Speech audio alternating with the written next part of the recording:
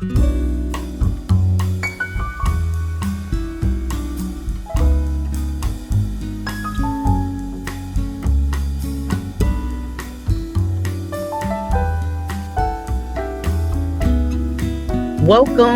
to Community Vibes with Brown Eyes, another great episode, Season 1, Episode 3. Such a wonderful opportunity to be here with you again, to join in for the conversation about community and learning and growing together and reminiscing about things that were good, bad in the past and things that we've changed and some things we might need to go back to make things better for today. But I just want to thank you all for tuning in and being a part of the community with Brown Eyes. Tonight's episode is going to be entitled The Dangers of Not Engaging in Community Matters, because some people don't know how important it is to actually be involved in the community. And when I say be involved, there's many different ways that you can be involved in a community.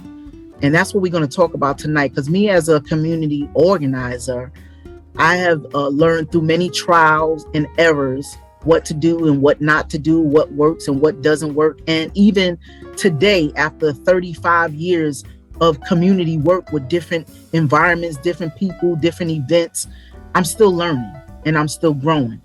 I grew up in New York City, starting out in Brooklyn, then going to Far Rockaway, Queens. And from Far Rockaway, Queens, I went to Atlanta, Georgia, lived there for 10 years and moved up to New Jersey and even stayed in Pennsylvania for a little time. So I've been in quite a lot of different neighborhoods. And not only that, but during my time of organizing, I also visited a lot of other neighborhoods, because that's what organizing does for you. It allows you to connect with other people in the community. So there's different types of things to do in different types of community.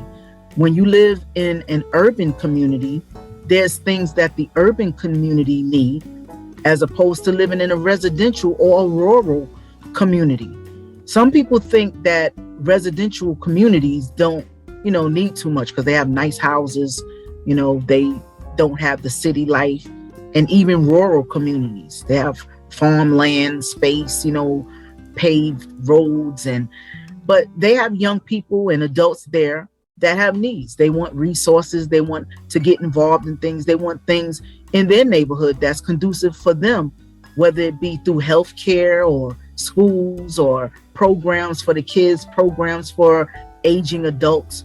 So no matter what community you are in, there's always a need to advocate for things and to go out there and make sure that you have what you need in the community, not just for yourself, but everyone, and even family members and friends. So one of the things about engaging in community is that it gives you good health. Now, I know you would say to yourself, how could engaging in community work give me good health? Well, engaging in community work helps you to network, helps you to build and create with other people that you don't normally create with, which in turns makes you feel good. And you know what they say about when you feel good, what happens? You feel good. Sometimes things are mind over matter, because community work sometimes takes physical work. It's good to take a walk or to socialize mentally with people to hear their ideas. You can live next door to someone and don't even know you have the same interests, or you might think you have the same interests and you don't. But if you don't communicate or talk to that person, then you would never know. So community engagement definitely helps your health, mental health, physical health, and helping you feel good, your emotional health. Another thing is that it makes you happy, because when you do things and you create things with people and everybody benefit from it, it makes you happy. Happiness makes the heart fonder. Happiness makes your spirit grow. Happiness makes you feel more energetic, and it makes you healthier. So happiness and health goes together. So being involved in the community and helping to build the things that you would desire for your life as a community member will make you happy, which in turn will make you healthy. I know you didn't think about that, neither did I. You know, a lot of times I think that I stay young because I like to be around the young folk, you know. So mental stability is a big deal as you get older. You know, a lot of people get older, and as they get a certain age, they start saying to themselves, you know, well, that was my time, and you know, what am I going to do now? You know, I'm tired, I work every day, you know, I don't have time to do this or that. But it gives you your mental stability when you go out and communicate and work with and work with other people. So it helps your mental stability and to keep you going even in your older age. There's no age limit or age number on community organizing, building, or involvement. There's room for every personality, every age, and every stage, and every person. So it's very important. The social aspect, the mental stability that it gives you, the happiness that it gives you, which all boils down to you feeling and being healthier. So those are 4 pointers that I think are great, that will help you to feel inspired to want to come out and do something to get involved with your community. But most people in the community, like myself, I moved to New Jersey and I knew about the mayor of Newark, New Jersey, because he's a very popular person. His name has been around for a long time. He has been a great community leader for the community before he even became a mayor. But then it dawned on me 2 years later, I didn't even know the mayor of the city I lived in. There are some people just like myself who would live in a neighborhood for years and never even know who the mayor is, never know who the councilman is, never know who the councilwomen are, never know who are the city politician organizing, you know, for the community, advocators, people who are out in the community advocating for the better of the community and the environment and its residents. And it's good to know these things. And the reason why I say is because these people speak up for, as a whole, for the people in the community. Whatever they're fighting for is going to be a part of what you're going to be living amongst as well. So I think it's very important that people get to know their politicians and who's running the community. What are their ideas? What are their promises? What are some of the things that they desire to bring to the community? And does it match yours? Will it be helpful for you, your children, your family, and your neighbors? So I think citizens voting, they vote these people in. And when they vote the people in, they vote them in because they get promises. And I think it's our job as residents in the community to stay involved so that we can make sure that we get some of those promises that the politicians are offering during their campaign. So the community needs to assist those politicians. A lot of people think they vote somebody in office because they have something good they say they want to bring to the community. But what they fail to realize is the work is not just done by voting. They need us. They need us to rally around them, to support them, for one, so they can get these things done, because there's other people in the community that may not want those things to happen. And they will create a contingency against that person where they need a group of people behind them to push forward the agenda to make it happen. So this is why a lot of petitions say, hey, I'm gonna need you to make this happen for you in the community. We can do this together. So it's not over. It's just like any relationship. You go out, you get dressed up, you know, you look debonair and smooth, or you look beautiful and classy, and you get your hook. You catch your person, you catch their eye, you catch their conversation, and now you're an item. You work to get that relationship. So once you get it, you want to work at making sure you get out of that relationship whatever it was that you desired for a relationship. So what do? You work at it. Relationships are work, and so is building a community. One person is not going to be able to do it without the community as a whole. So once you elect somebody in office, that's just a portion of it. The next part of it is being involved, or being informed at least, so that you can have your continued input to make sure that things go according to the way that they promised. Engaging in the community means your ideas are being heard, your experiences are being known, and your voice, once again, push the agendas forward to make them happen, and even some new ones that might come up that you need to present. So I know that everybody is not a frontline soldier. Everybody's not going to always be in the front line and going to the municipalities and standing in front of the board, executive board, and saying, I'm a resident here and I demand this for my community. And if we don't get it, we're going to sit out here all day and we're not leaving until we hear yeah. Okay, everybody is not a frontline soldier, but you could be an inside soldier. You could help support the mission by giving out flyers, spreading the word by word of mouth, or just supporting the movement, just going to vote and being informed on what you need to do in small ways. Sign a petition, whatever it is, so that you can be there in numbers in another way. There's so many ways to be involved in getting things that you need in the community. So, like when I do outreach, especially back in the days, I found out that whatever you need to do it with the people that's in the streets of the community. So when I started organizing youth events, youth speak outs where youth would get on the stage and politicians would show up and those young people would express through different performances and statements the concerns that they had in the community and what they felt they needed to change and what they needed to feel a livelihood for the betterment of their success in the community. They came out because I was out there in the streets with them. I went out there and I went to talk to everyone, no matter who I saw. People on the corners, people sitting on their porches, people walking in the street. I stopped them. Hey, how you doing? My name is so-and-so, and this is what I'm trying to do for the community. Would you be interested in such and such and such?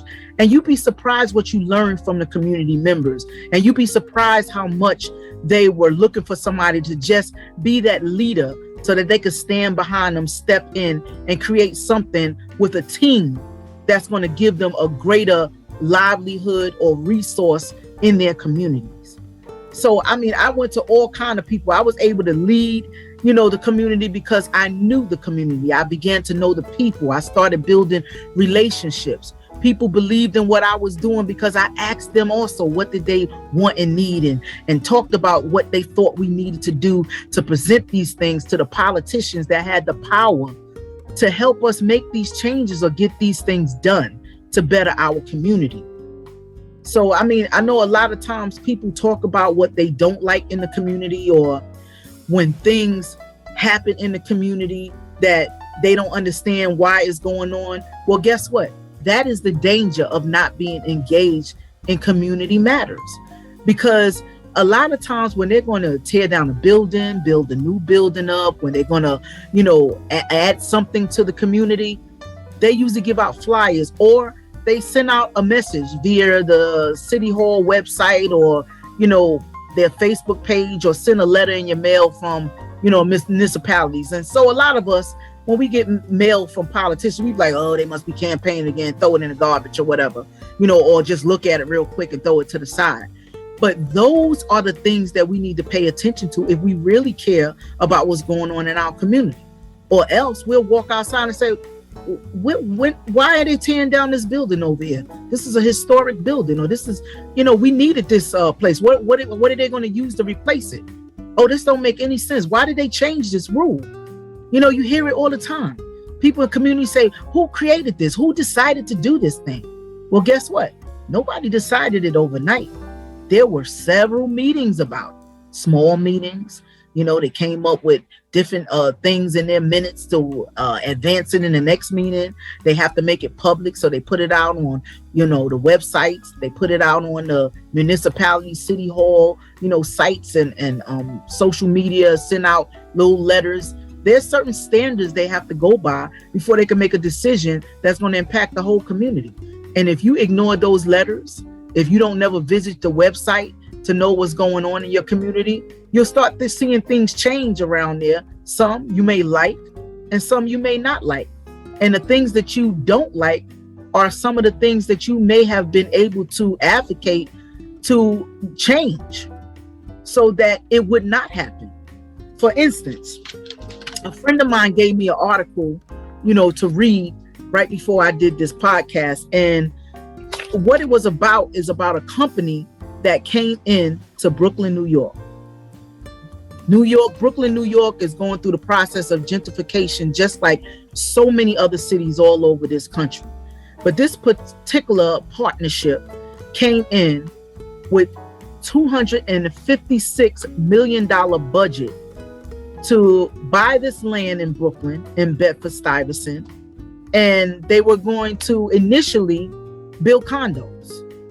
Now, you know, when you build condos, a lot of working class people in that area probably would not be able to afford it, because the rents in New York City is very high.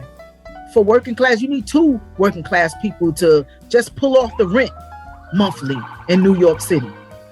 So what happened was some of the community members got wind of it, and they were upset and concerned about it, because they said, okay, well, if they're going to use this whole piece of land, which is a whole full city block long, you know, to build these condos, how is that going to resource us, and how is that going to benefit the residents that lived in this community for the last 30, 40, 50 some odd years? The grandkids, great grandkids, you know, from all the way back to the grandmother that lived in these neighborhoods. And what would that do to push the cost of living up for them? That's already a challenge.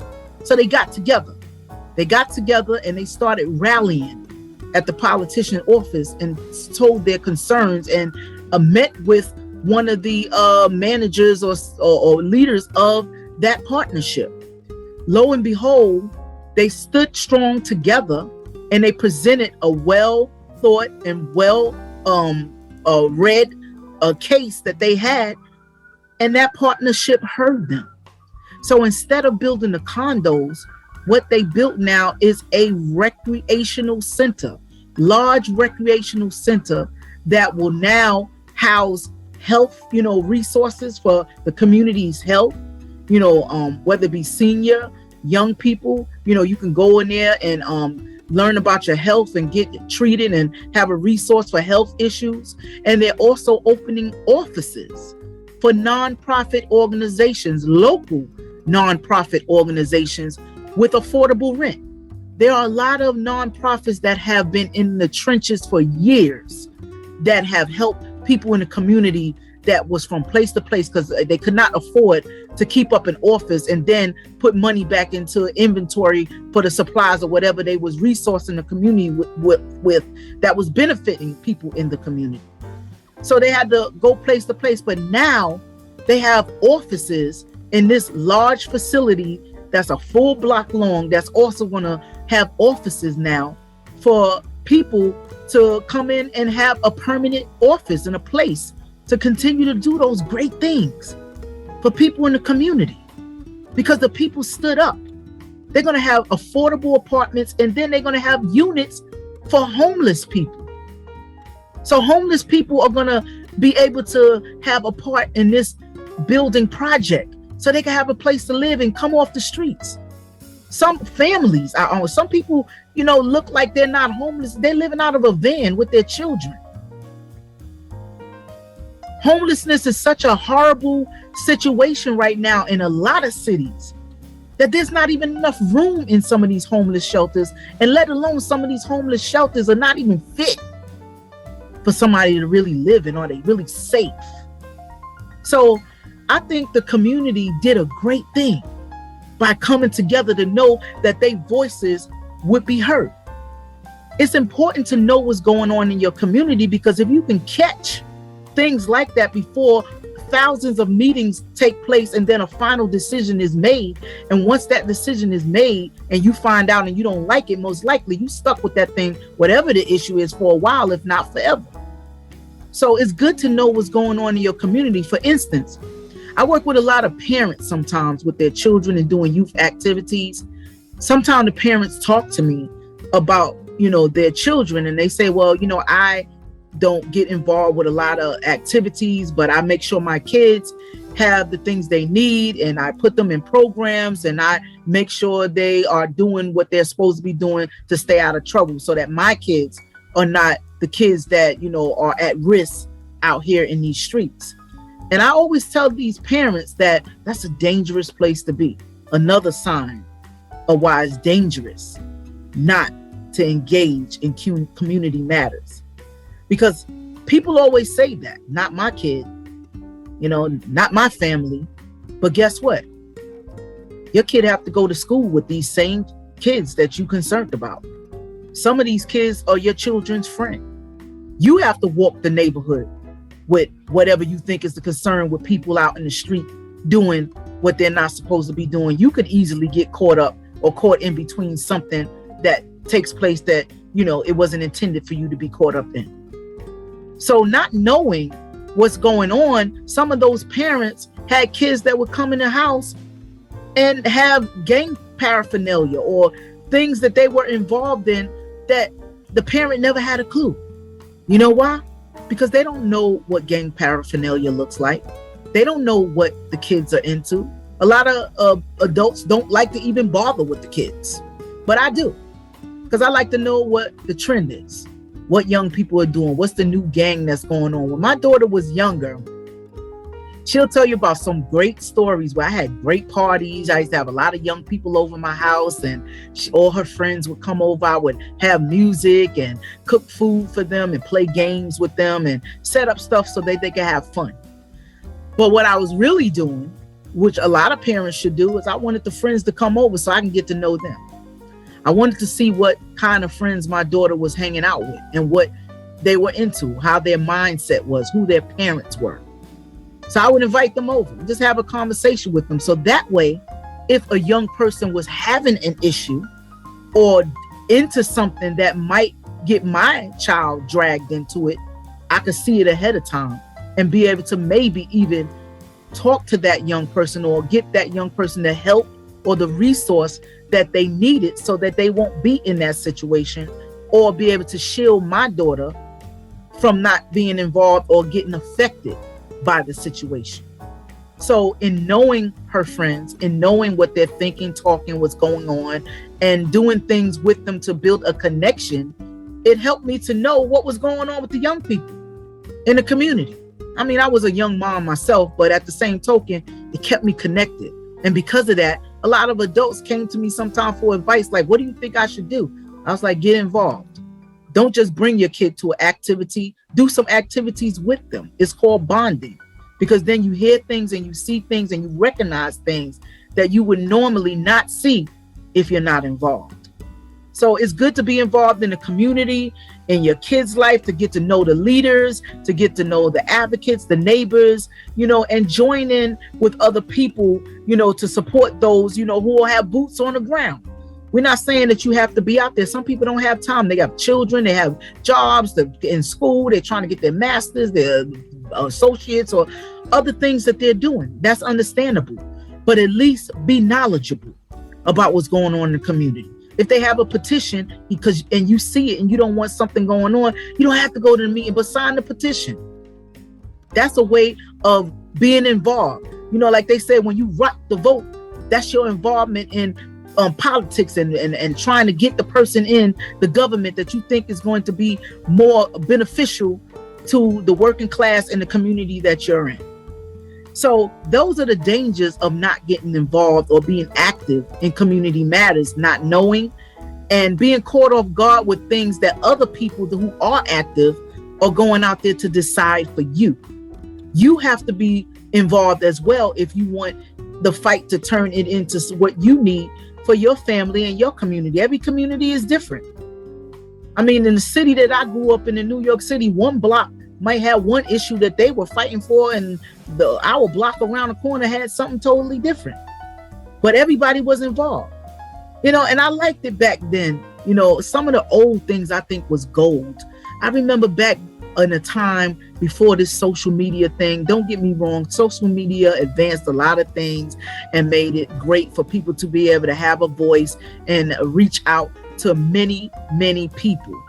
But nothing replaces back in the day when I used to walk on my block and I would see people outside, talking to each other, sitting on the porch, got a table set up under the tree playing cards and talking to each other about what's going on in the neighborhood. And they had block associations, block watch, and residents had no problem with getting involved so that they could keep the community safe, or, create activities and resources for all ages of people. We used to reach out and touch. Diana Ross wrote a song about it. Reach out and touch somebody's hand. Make this world a better place if you can. We used to reach out and touch each other.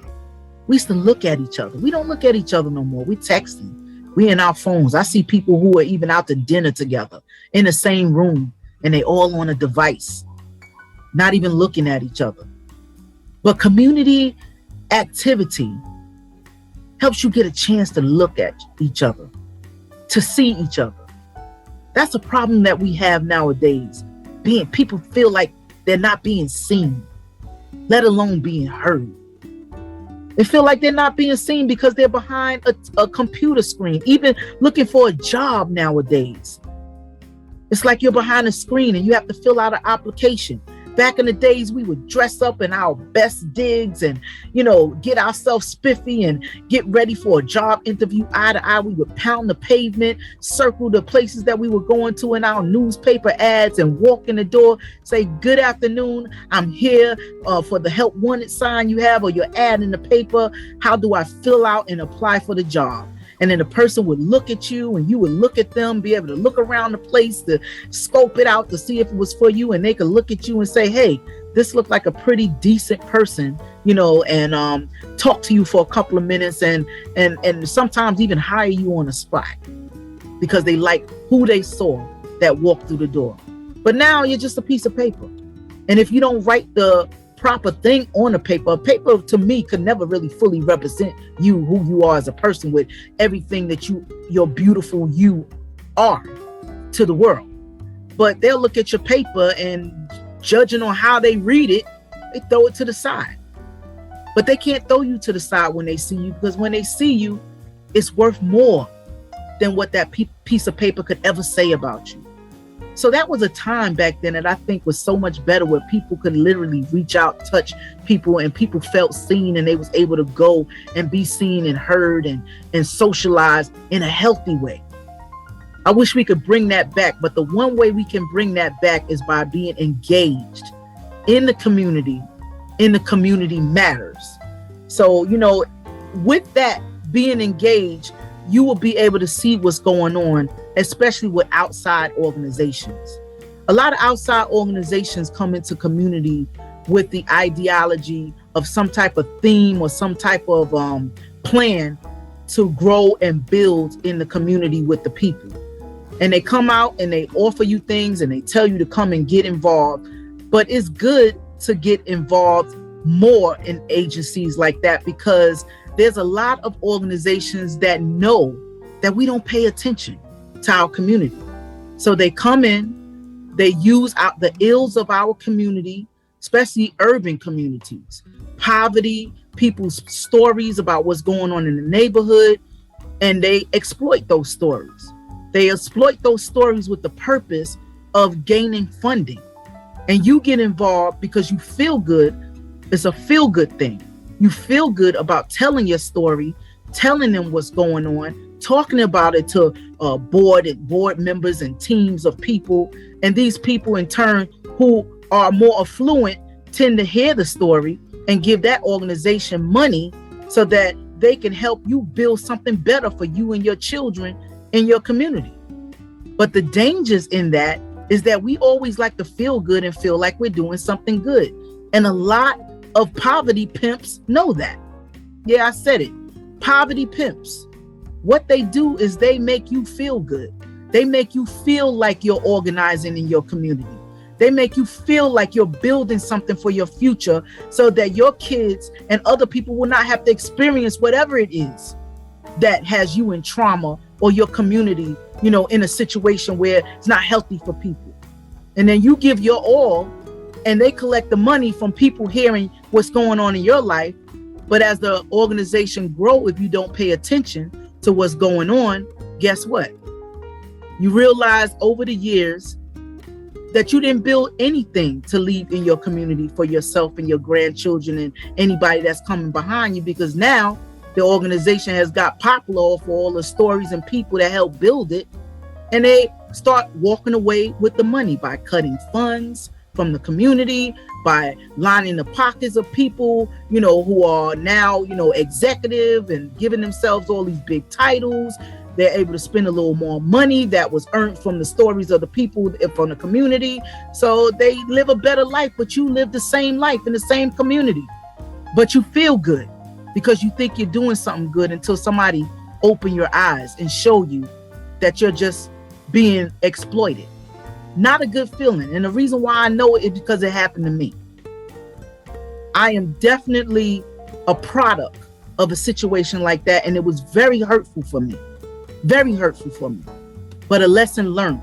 Because I said I would never, ever rest well without talking to the community and letting them know. Don't let anybody just come to you and say they're building with you and you don't know where the funding is going and you don't see it coming into the community the way they promise, just like any politician or any group of people will come and tell you.